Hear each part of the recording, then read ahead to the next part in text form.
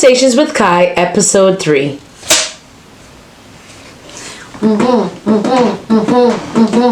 I'm Khai, and that's Sarai. Welcome to Conversations with Khai. There's a lot in store, and that's for sure. So everybody get ready if you're ready for more. Oh.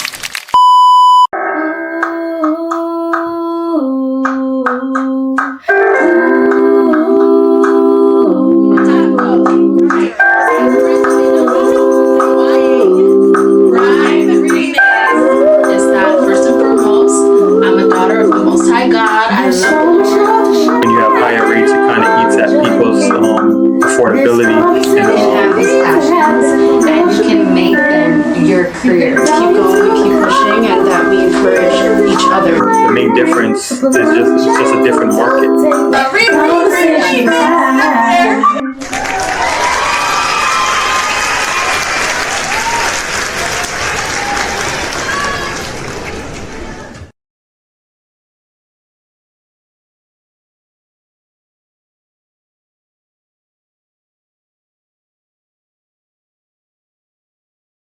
Hey boss people, and welcome back to episode 3 of Conversations with Khai.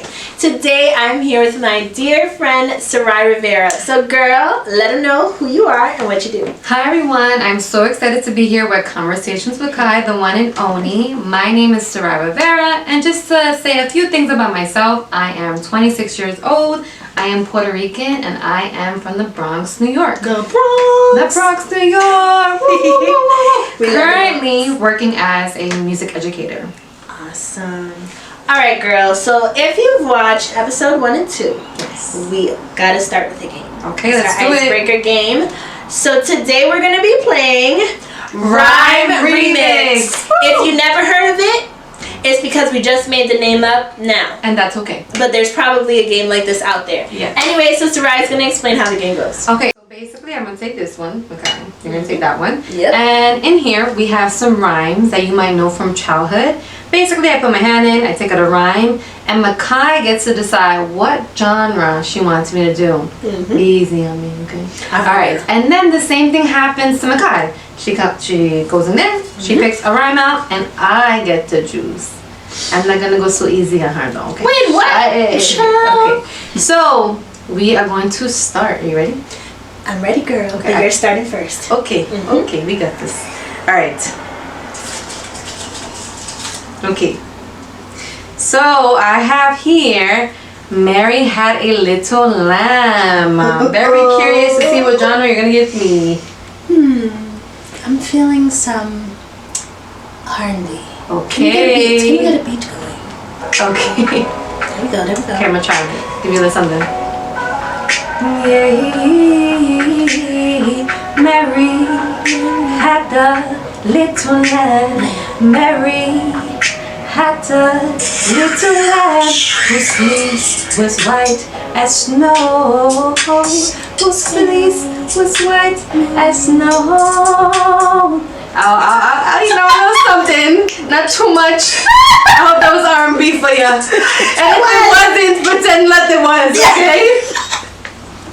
Love it, girl. Love it, girl. You did it. I tried to do a little ad-lib, but you Sorry. That's right, girl. All right. Let's hope for the best. Girl. Okay. Be easy.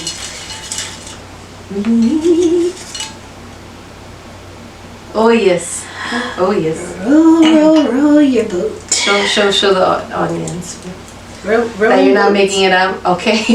roll your boat. Roll your boat. All right, let's see what genre.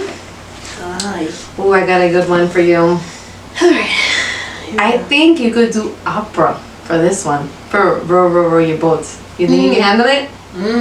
Okay. Let's try to play something for her. I said opera in the sets, please. We're gonna try it one more time. Yes, that's the one I wanted. There we go. Okay.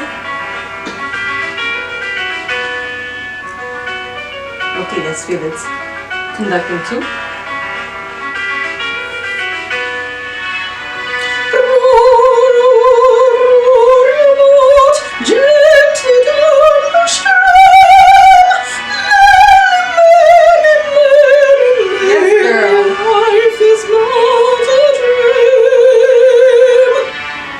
That was good. that one before she put that for me. 'Cause it wouldn't have sounded the same. Oh, child, I'm rusty. Okay, ready? Alright, for the next one, let's see.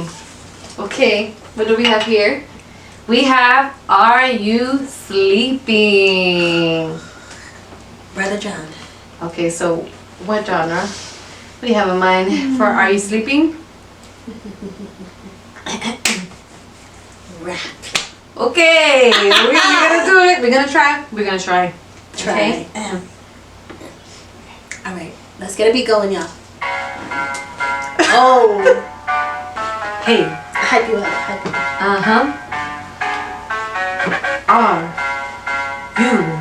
Are you sleeping? What? Are you sleeping? Brother John. Brother John. She said, are you sleeping? 'Cause the morning bells, they're ringing. They're going like ding dong.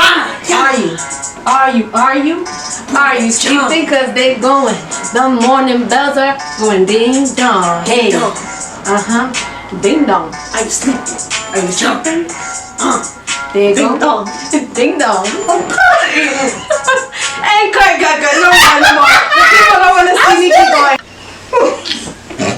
Okay. We're doing something here. We said rhyme remix, right? Exactly. Alright, we have and the time. remixing of rhymes is what's going on here today. Alright, so I have one last. Let me compose myself. Alright, so I have one last one in here. I'm gonna go ahead and pick. This is gonna be interesting. Okay, I got a good one. I don't know what it is, but I got a good one. The wheels on the bus. Okay, I'm gonna make this a challenge for you. Okay. Do you think you can do reggae? Or do I think? Or you know? Or do I think? Okay, think no, who cares? Let's say it. That's gonna be. Let's see, huh?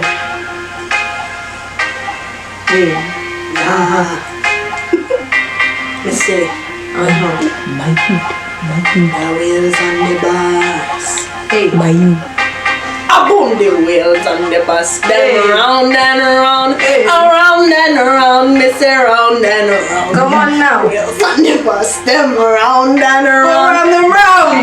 Through the town. Hey. The wheels on the bus. Say round and around. Round and around. Round and around. Miss Hey. round and around. Uh-huh. Wheels on the bus. Them round and around. The bus them yellow with crown. Hey. My tires gone flat, then I do see that.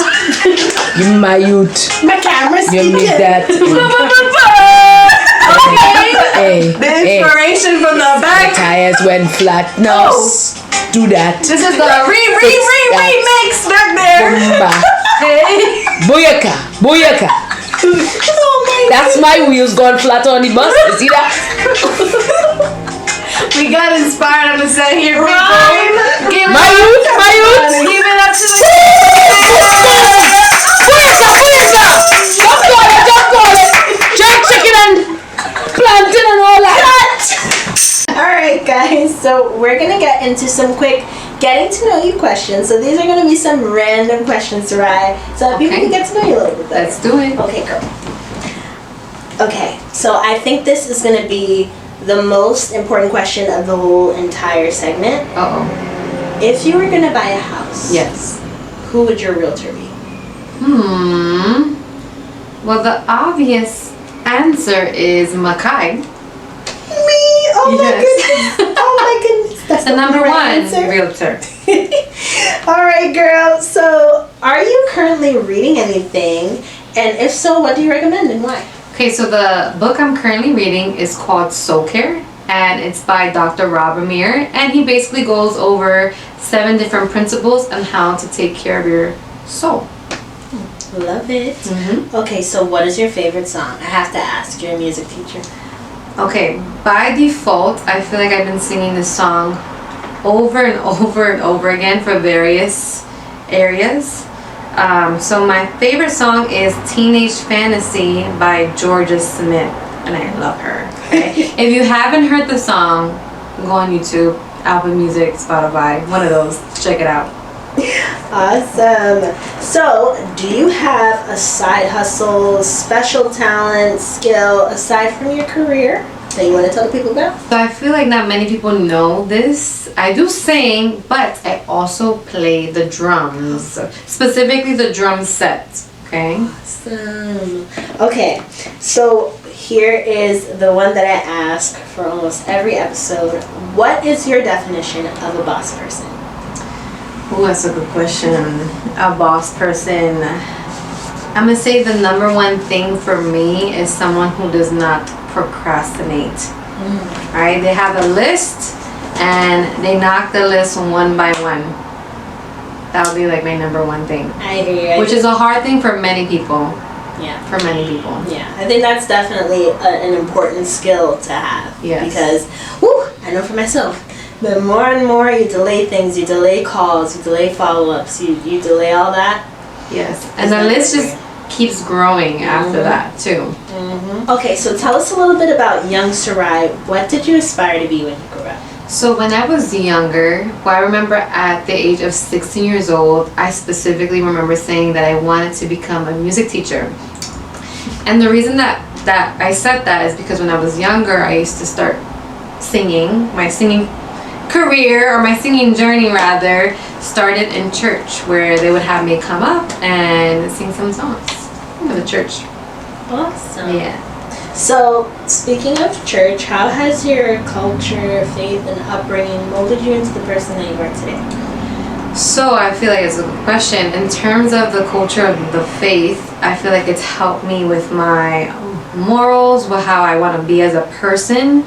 Not perfect, that's for sure, but I use my faith as a system to keep me on track of being a productive member of society and for those around me, including family and friends. Love it. All right, girls. So, how has music impacted your life? Ooh, so music, how has it impacted my life? I would say in multiple ways. It's been a big passion of mine. So it's provided support emotionally. It's provided fellowship because there's so many people that I met through music, through some of the things that I did in college, or even when I was younger at church. And it's one of the talents I feel God has given me and placed me with, the gift of singing. So it has a lot of emotional impact in my life. That's beautiful. All right, girl. So my next question is about college. So for those of you who don't know, I met Sarai in college. We were in treble choir together. And I remember leadership qualities and just the way she goes about music and studying was so inspiring to me. She was really like my big sis at school. So Sarai, my question is, when did you know that you wanted to pursue a career in music education? And can you talk to us a little bit about your journey obtaining a degree in this field? So as I said earlier, 16 was the first time I think I admitted out loud that I wanted to do music. But during that time, I had a lot of people in my life who were saying like, maybe you shouldn't do that. Maybe you should go for something else, for like financial means or something like that. So I actually, before I got to music in college, I actually was studying criminal justice to become a lawyer. Now the funny thing, if you know me personally, it doesn't make sense, but needless to say, I did it anyway. And I found out very quickly, thank God, and within my first year, although criminal justice, shout out to those who are majoring in criminal justice, although it was very interesting, I just knew it wasn't for me and it wasn't a passion of mine. So I was able to go from a community college, LaGuardia Community College, 2-year program in liberal arts option in music, and then find my way to Queens College, specifically Aaron Copland School of Music. Love it. That's where she met me. Yes, that's where I met Khai. In treble choir, yes. Yes. So, as I said, so Sarai's leadership qualities, and there were many times where she was section leader. So, for those of you who don't know, section leader is kind of just being a leader in your section, so let's say we're soprano, alto in our treble choir.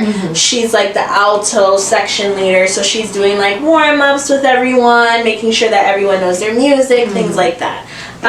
So that being said, I was a part of a committee of students where we were tasked with, you know, putting on events for the school, making change, speaking up for music students. So I wanted to ask you a little bit about your experience on being in a committee like SFC.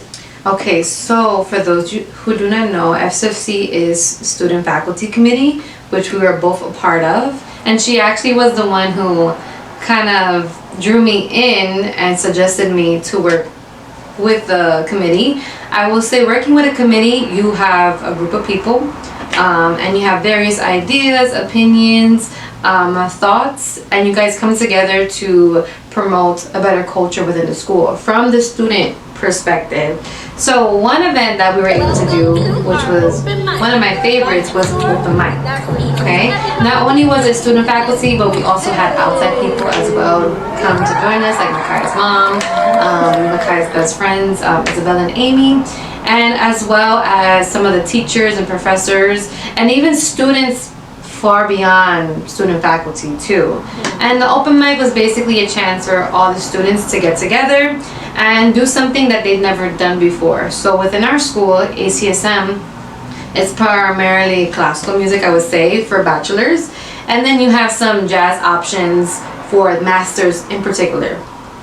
So this open mic was an opportunity for those who were interested in R&B, in country, in let's say, what are some other genres? Classical songwriting. Classical songwriting.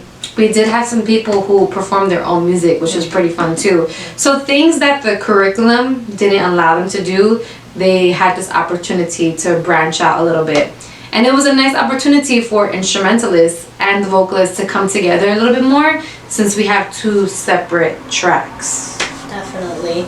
And, you know, just to piggyback off of what Sarai was saying, being a part of a committee like that, you know, it really does, you know, take all hands on deck, right? And so we had, like, Sarai, she was, I was the ideas person per se. Sarai was like great with admin stuff, very creative, and she loves to like execute, right? So it's like, I'll be like, okay, Sarai, I think we should do X, Y, and Z. And she's like, okay, so let's do this, and this to get this done. And so I think definitely if you're someone who's pursuing music or music education and you're looking for things to put on your resume, being a part of a committee in your school is definitely, you know, a step in the right direction, because that's definitely something you put on your resume. Yes, I definitely put it on my resume, and it definitely helps too, because it shows that you are working on your leadership skills. Because it's a selective group of students who are able to cultivate all these wonderful events, and also working on areas within the school in general. So this leads me to my next question. What are the requirements to become a music teacher? So I'll talk a little bit about the college that I went to in terms of some of the classes you'll be taking is theory classes, we have dictation classes, we have sight singing classes, piano classes. But then we have another side to it where you're taking the education classes as well. So kind of in your last semester, you do this thing called student teaching. And basically what that is that you spend, in my college, we did 8 weeks in an elementary school. So grades kindergarten to 5th grade. And then for the second half, we did a secondary, which is middle school or high school. Got you. So for that first step, you also have to do 2 more things. So the next one you have to do is you have to pass 2 exams. The first one is the CST exam, which is the Content Specialty exam. So for me, it would be for music. So you take a test, it will ask you music questions about band, orchestra, vocal, chorus, and so on. And then you have the second exam, which is the EAS, which is educating all students. You also have to pay for the exams as well. So you might want to start saving now. You hear that, y'all? Yeah. Oh my goodness. Last but not least, though, I want to make sure I get the names right in case anyone wants to look it up. You have to take 3 workshops. So the first one is child abuse, which focuses on recognizing and reporting child abuse. And number 2 is school violence prevention and intervention. And that one is how to prevent or respond to school violence. And last but not least, we have DASA, which is Dignity for All Students, and it helps prevent and responding to bullying or harassment. And you also need to pay for those as well. Yeah. Yeah. So my next question, what was your experience like finding a job after graduation? So my biggest recommendation is do not wait till the end when you get your diploma.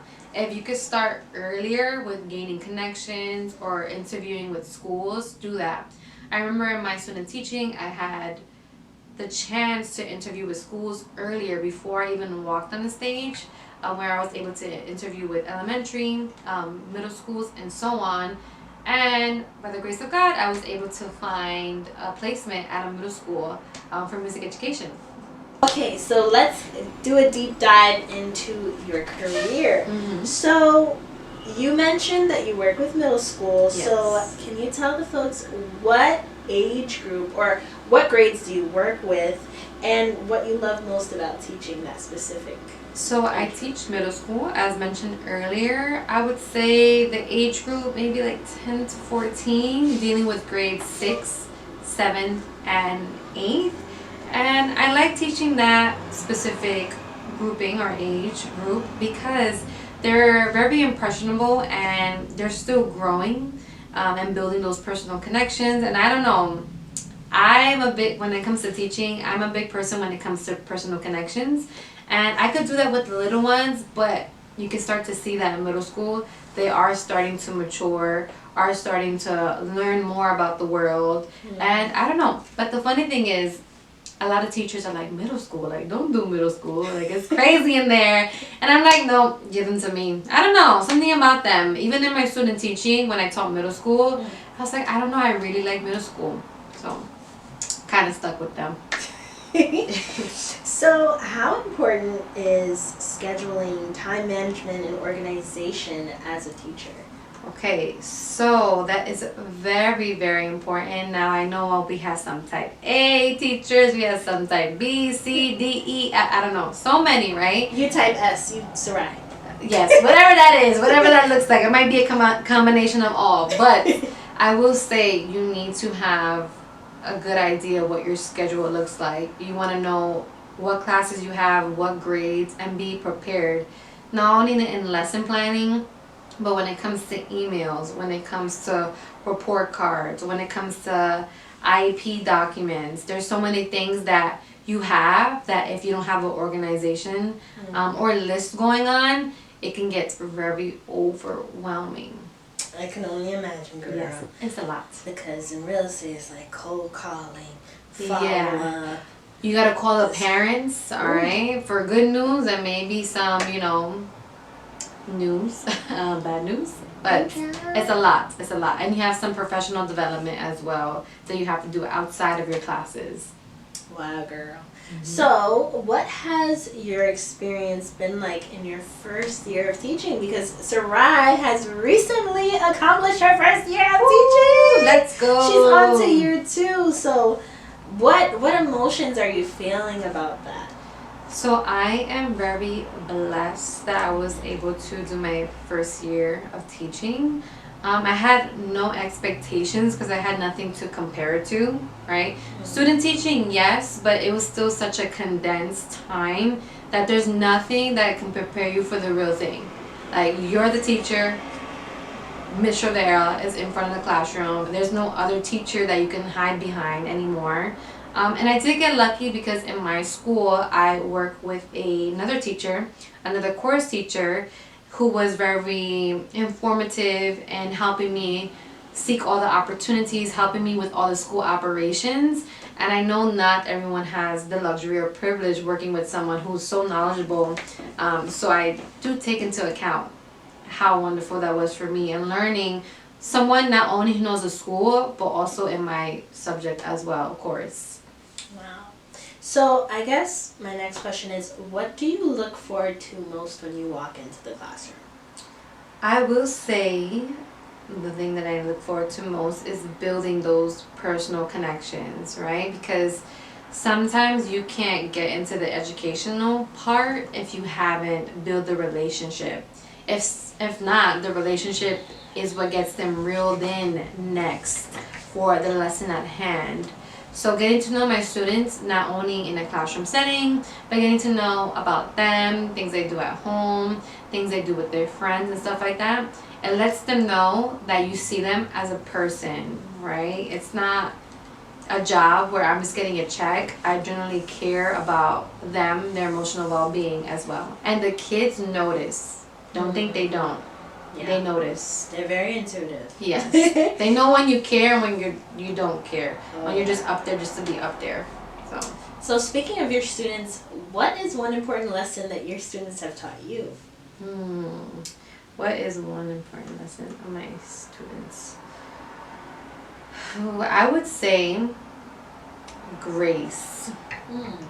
I would say that they're not going to always do the right thing the first time. And when you're so quick to speak to them, or don't do this, don't do that, instead of giving them a chance to make the mistake and asking them why, so they could start thinking about, okay, why am I doing this and so on, and then giving them an opportunity the next time to fix the behavior or the action, whatever it is. So I would definitely say grace too, and they acknowledge that you gave them a chance, right? Sometimes we're quick to, even as a parent, I'm not a parent yet, but like with a man, like don't do this, but giving them a chance to learn the next time around. Yeah, I would say that. So how do you cater to the learning needs of each student? So that's a good question, because in a classroom you have students who have different strengths and weaknesses. So the first thing as a teacher is to get to know your students, right? Not only in a whole group, but also in a small group or on an individual level, so that for the next lessons coming on, you know, like for example, I'll give you an example. Let's say you have a student who's struggling, you might want to pair them up with a student who knows what the concept is and so on. Also, as a teacher, maybe them giving them some aside time and individual time to help them on a specific concept. You're going to also notice in the room, there might be some diverse backgrounds, there might be some English language learners, and just students who have IEPs. And if you don't know what an IEP is, it's an individual education program. And in those programs, they usually have a list or of recommendations that cater to the student's needs. So let's say a student might need more time on their test. Certain students might need a specific seating arrangement. Some students might need verbal affirmation. So I will say it's hard. It's hard, but it's not impossible. You just really have to get to know the students and what their strengths and weaknesses are. Gotcha. So, I mean, that's definitely, you know, a big thing as a teacher, you know, to be able to cater to the needs of each student, because how many students are usually in your classroom? So right now, they're doing a new change where for 7th and 6th grade, it's supposed to be 23 students now. 8th grade though, they're filtering out. So they have about up to maybe even 30 kids in the classroom. So it truly depends on the classroom. Sometimes you get smaller class sizes of 8, 12, 16, 20, 23 or more. So it truly depends. Wow, and that's, you know, that's a lot, you know, as a teacher to be able to, you have to connect and cater to like up to 30 students in a classroom at a time. So that could definitely be, you know, possibly draining on some days. So how do you manage that? How do you manage your own well-being in order to, you know, be this boss person for your students? Well, I would say number one, you know, don't think you're superhuman, that you can do everything, every single class period, cater to every single student, cater to every single need. It's just not gonna happen because you're one person. Now you try your best, but the key is to not beat yourself up because you didn't cater to everything. So maybe prioritize what the biggest need is, and then tackle it throughout the week. Sometimes you might notice something on one day you didn't get to, but then you might have like a side conversation with another student the next day and say, hey, like last time I saw that you might have need some help. On an educational level, also maybe on an emotional level, I see that maybe you were sad last time I saw you. Is there anything you want to talk about? So even if you don't cater to the need right there and then, there's opportunities. Maybe you bypass them at lunch. Maybe that you see them at recess. Maybe they're just walking by the hall or in your classroom, whether it's the beginning, kind of in the middle, or towards the end. And finding those moments. Sometimes they don't just happen. You have to seek those moments with them as well. Definitely. And I think that's the beauty of teaching. So, Sarai, I know that when you were first teaching, like we have our own little group chat with our friends, and she was just sending like, oh look, I'm putting up my posters, and she's always doing these fun things with her students in the classroom.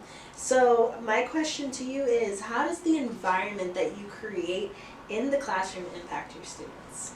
It's very, very important. You're even to like the classroom setup, how neat the classroom is, because when they're coming into the classroom, that's the first thing they experience. Sometimes not even me first, it's my classroom. So they're checking, is it neat? Are they clean? Or is it disorganized? Do they care that when I come in? It's like, when you invite someone to your house and you want to clean everything up. Oh, yeah, girl. So you're technically inviting the students over. So you want to have it nice and neat for them to come in, sit down. They know where all the materials, all the necessities that they need within the classroom. Also, do you have a homey vibe? Do you have a chaotic vibe? When they come in, are they overstimulated, or is it nice and peaceful? So as a teacher, your job is to cultivate a classroom that they feel safe in and that they're able to learn in. Yeah, girl, because I know if I was stepping into a classroom that was full of a whole bunch of chaos, I don't know how I'm supposed to learn anything, do anything, listen to you, and the classroom's all over. And you are part of the classroom as well, too. So when your students come to your class, are you greeting them, or do you just not pretend that they're there? Those are some things. Like I always try to say good morning, buenos dias. Even when they leave, I'm like, have a good day. Even when they don't respond back to me sometimes because they're middle schoolers, they're like thinking they're grown. I say have a good day, and they might not always tell you all the time, but it matters. It really does matter when you give those little extra cues, those extra softer moments outside of the lesson as well. So how do you handle any difficulties that may arise in the classroom? So think of like classroom management. What does that look like for you? So in terms of classroom management and handling those moments, I would say having a routine that the students know what to do. When they know what to do, there's very little time for them to just do whatever they want. So they know when they come to Ms.Rivera's class that they should be lining up in 2 lines, waiting for me at the door, quietly. When they come in, they know in my class, there's a do now waiting for them. They take the do now, they take their binder straight to the seats. They have 5 minutes already, right away. It's the final countdown. Yeah, so when you're implementing those different routines, they know what to expect. And you show them. You don't just say, hey, I want you to do this, and never experiment with them. If you want something done, let them experience it first. And if they do it wrong, or if the behaviors get a little bit too much, a little too rowdy, chaotic, you have them do it over again. So for example, let's say there's this one time that my students were lining up, and I allowed them to go inside the classroom kind of by themselves. So I was greeting every student as they were coming in. And I noticed some of my kids were kind of like running around a little bit, thinking it was like playtime. And I saw it, and I kind of waited for a second because I really wanted to make a punch. I waited till everybody was seated and they had their binders and their do now. I said, everyone, put your things down. So I didn't say, why is everyone doing? I didn't do that. I said, put your things down, and they're looking at me confused because now I'm disrupting their routine. Right. So I said, put your things down. What's going to happen right now is you're going to line up again in 2 lines. This time you're going to walk in silently and quietly. And you ask them, why do you think I'm doing this? And they'll tell you, they're like, oh, because we were running around or we're talking. They know exactly what they did. And when you have them do the routine over, they don't want to do it again next time. Yeah. So even though you might think like I'm wasting class time to go over routine, I promise you it will save you from wasting class time from the months going on. Yeah. So having those built-in routines has definitely helped me. Also, learning how to kind of read the room. Sometimes there's not behaviors that are chaotic or disruptive. Sometimes there's students who are having a hard day, right? Yeah. I remember I had a student who was like crying one time in my classroom. So being adaptable, right? Instead of calling that student and saying, why are you crying in front of 20 other students? I waited for a transition moment when I was able to take that student outside, talk to them, and give them pep talk without having to kind of embarrass them or like call them out or make them uncomfortable, which takes time to learn. It's not Definitely. something you learn right away. I feel like as a teacher, like in real estate, it's something similar. You have to wear so many different hats, right? So it's like, as a realtor, you have fiduciary duties to your clients, right? So we have an accounting duty. We're not to be a lawyer. We don't give legal advice. You know, disclaimer, I can't give you legal advice. But there's so much, like our clients are trusting us. It's just a lot that goes into being that. Sometimes you're a confidant, you're a friend, you're a shoulder to cry on. So it's like being a teacher, it's that same kind of thing where you have to be the leader. You have to assert dominance in the classroom. Like you said, no, you guys got to sit back down again. Yeah. All right? Because, you know, and we're young. So they're probably thinking, this is my homie, Ms. Sarai. Right. And it's like, no, you have to understand there is a boundary. Right? But then you also have to be empathetic to what may be going on that you can't see, what's going on beyond the classroom. Right? So circling back to that idea of being a leader, I've been to Sarai's performance, or one of her end of the year performances for her with her students, and I felt like you gave them so many opportunities to be leaders. So my question is, how do you promote these opportunities in the classroom for your students to be leaders themselves? So one thing that I try to do is do student-led work. So for example, on chorus we have vocal warm-ups, right? We sing a lot, we do rehearsals. So sometimes I would have, instead of me leading the warm-up, I'll have a student come. They're here practicing the breath for the kids. So they're practicing the vocal warm-ups. Also, sometimes we have body percussion that we do that they lead, that I don't lead. So the focus is no longer on me. I have a student basically leading the class. Same thing like rehearsals.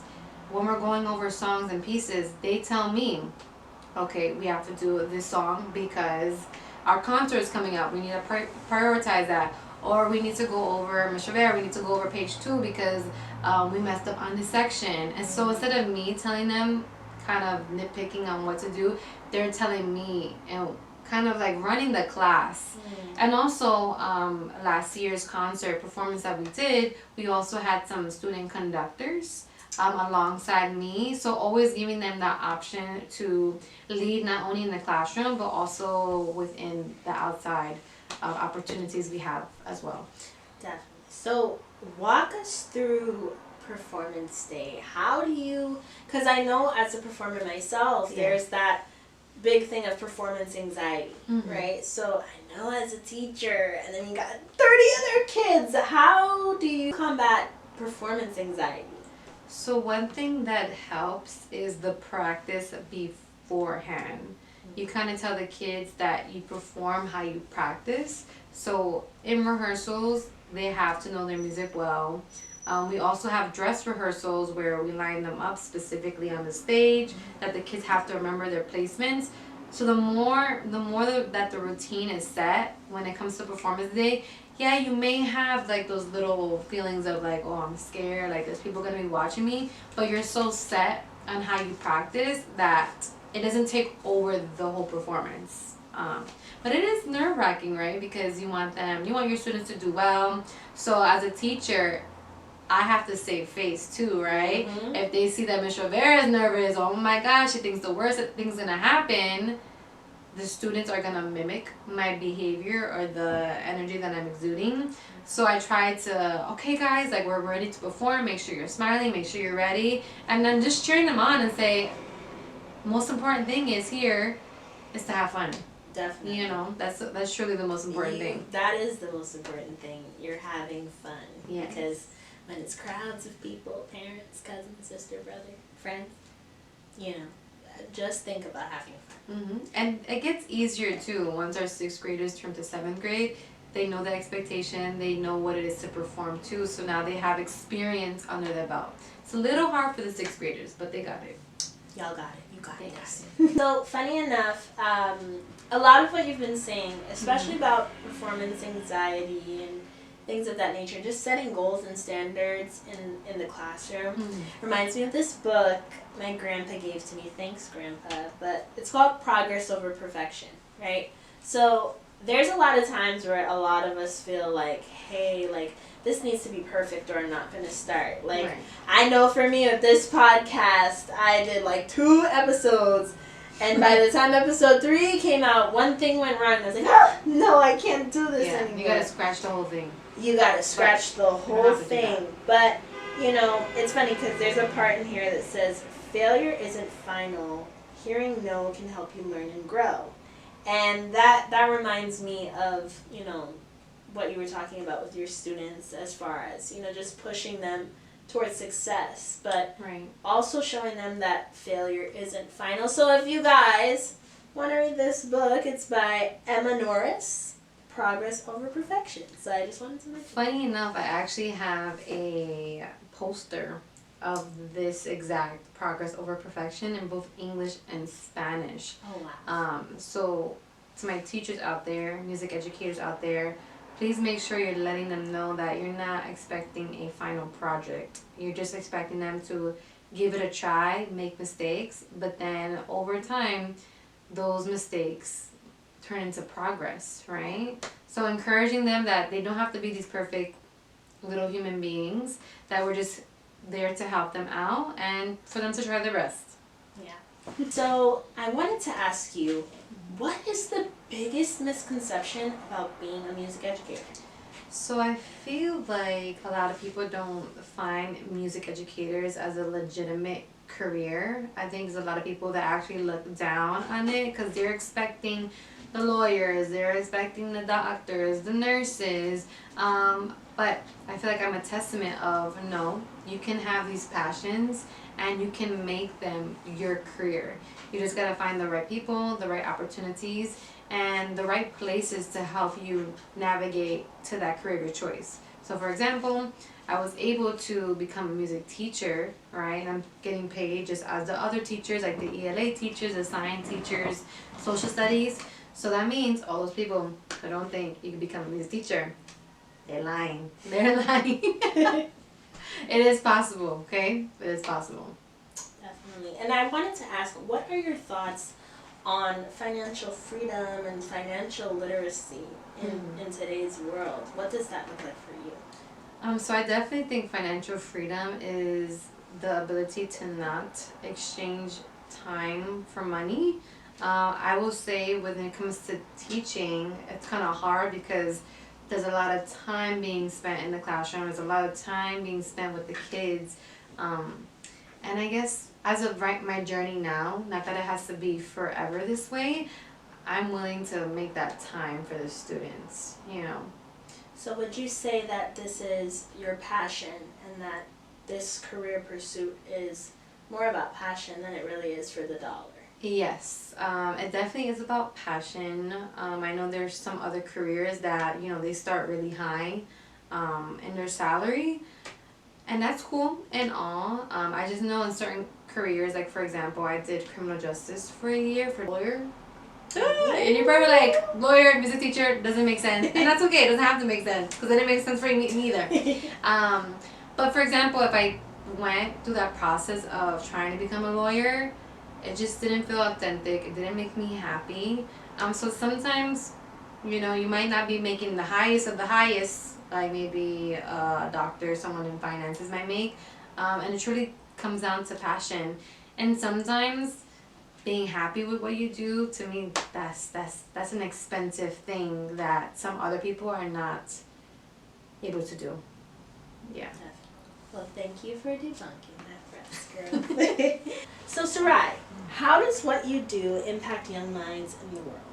I feel like on a daily basis, we use music all the time. So whether the kids are walking to school, whether they're playing the video games, music is a daily activity. So I think incorporating it in the classroom lets them have a chance to, step aside from their core subjects like ELA, science, math, which are things they actually do standardized testing, and they come to music class and take a second to express themselves and enjoy music all together in community.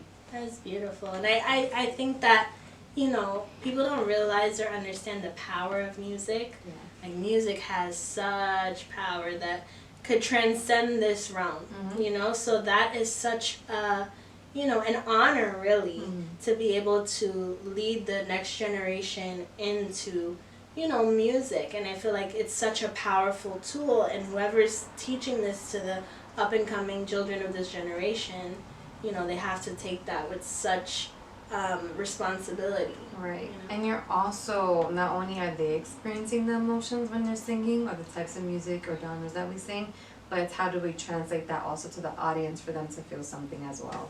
Definitely. So what are you excited about most for what's next in your career? I'm super excited because it's my second year of teaching. So I have something to compare my first teaching to. So all the things that maybe I messed up on or feel like I could have done better, have the chance to, improve on that.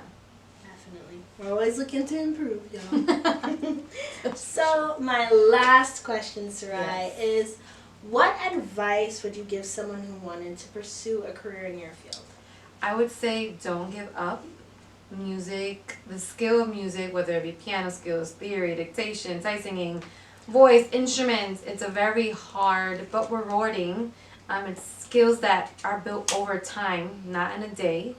So don't rush, take your time, and just don't give up. That's awesome. Well, Sarai, thank you so much for being on this segment of Conversations with Khai.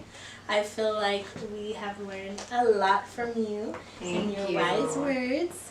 But yeah, I think it's just such a special thing, to teach others and to uplift others and just to lead the next generation into success. I agree, and thank you for being such a lovely co-host. Of course, Well, co-host, I'm thinking I'm the host. You know what? We used to do open mics together, and we used to be co-hosts. Yes. I'm Khai and Sarai.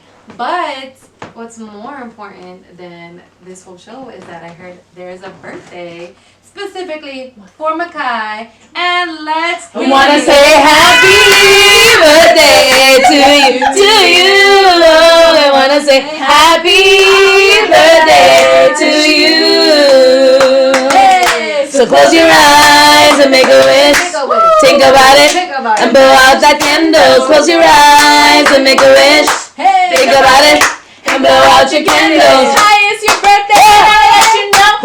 See you grow on your podcast show. I love you so much, and we do what's up. You go, girl, for you know just how to myself.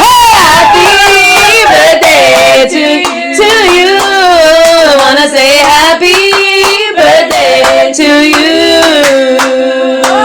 So close your eyes and make a wish. Think about it and blow out your candles. Close your eyes and make a wish. Think about it and blow out your candles.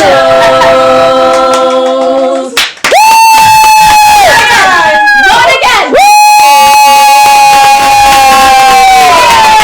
I would like to welcome on some returning guests. They're always here. Isabella Moore, Amy Velasquez. They just bombed Conversations with Khai. It's like I'm not coming on until my segment. But yes. Thank you.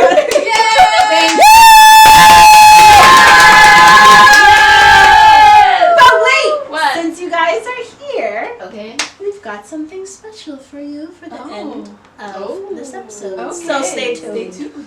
Here we go. Alright guys, so I told you I have a surprise in store. This little white thing that's always behind me in my videos is not just an old dusty shelf. It is actually a keyboard! squeaky dink one at that. But Ms. Rivera over here is gonna walk us through some of her classroom exercises. And since I have a live studio audience and you guys at home, I would love for you guys to participate. So Ms. Rivera, what you got cooking up for us today? So I'm gonna start with some humming to get the kids started. Usually I warm up their bodies and we stretch, but we're gonna skip that for now. So I call it the roller coaster hum. I tell the kids to use their hand, pretend they're going on a roller coaster, kind of like Six Flags. If you ever been on the King Ka, Which I know. which I have never been and will never be. That's right. I think they actually took it down. But I say, imagine you like roller coasters, and most of them do. They go like this, take their hand, and they go. And the hand, the gesture, kind of helps them get that placement right up here. Can you try humming for me? Beautiful. Can you try it with me, Khai? 1, 2, ready, go. Again. Keep it going. A few more. 2 more. Last one.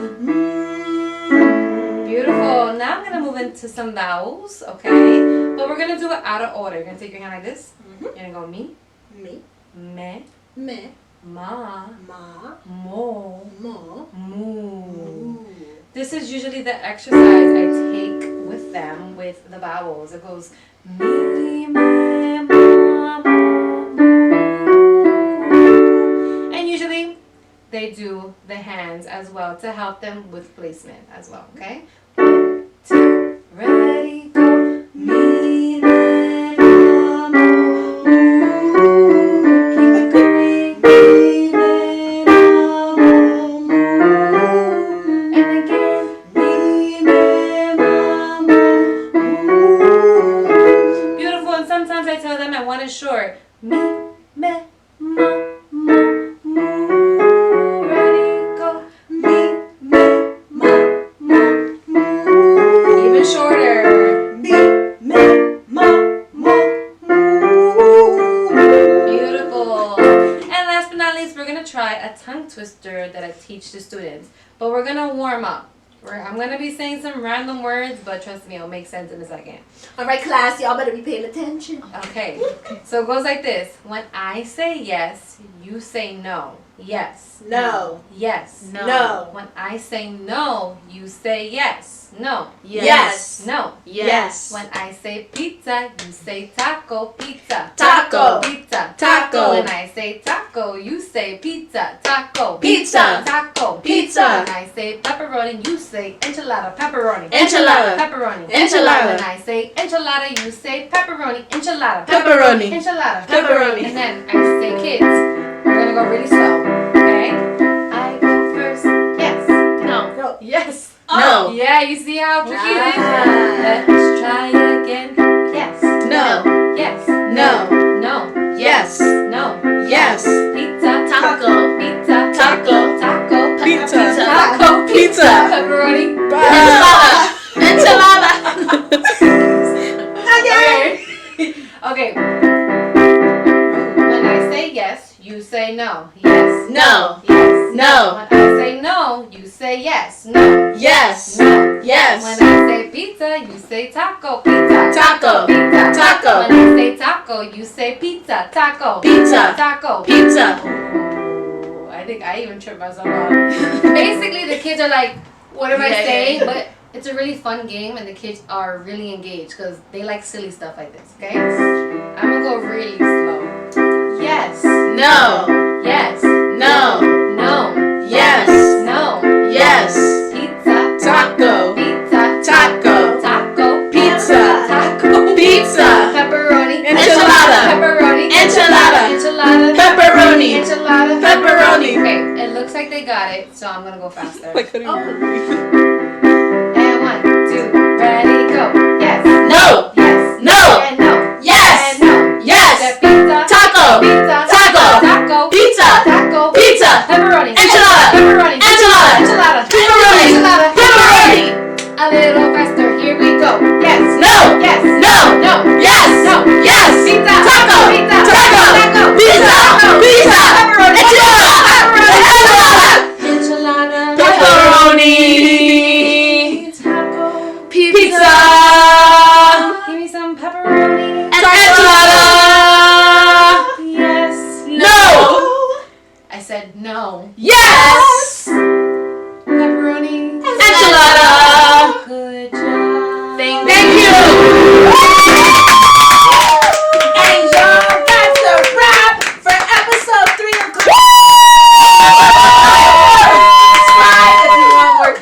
like this. Thank you guys.